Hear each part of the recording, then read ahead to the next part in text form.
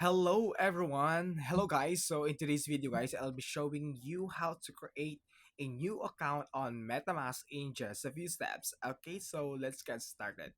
So guys, if planning to if you already have an old account and you wanted to create a new account on MetaMask, and this video is for you. And you just have to follow the steps, guys, that I'll be showing you for you to know and learn how to create a new account on MetaMask. So let's get started. So first thing we need to do is we need to go to the MetaMask website. So here, guys, okay, you just have to click that one. And as you can see here, guys, there is no login or even sign up button here.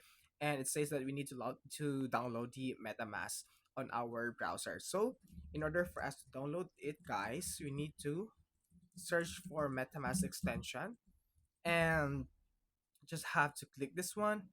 So you need to choose what browser you're using right now, if it is Chrome, Firefox, Brave, Opera, and or Edge. So it's up to you to choose, guys. So next thing we need to do, guys, so I already have MetaMask extension here, so just have to click that one. You can see here at the top right um corner.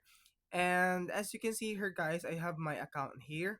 So just let's see, to open it full screen, say account one. So for us to create a new account, guys, you just have to click this one, this account one. Okay, you just have to click that one. And as you can see here, guys, there is an add account word here. You just have to click that one for you to create a new account on MetaMask. Okay, let's click it, let's try it. Okay, there you go. So we've successfully create a new account on MetaMask, and as you can see, guys, you can also rename it. The addresses pinned at the top, and also you can hide it, guys, if you don't wanna use it. Okay, so you can also see the account details.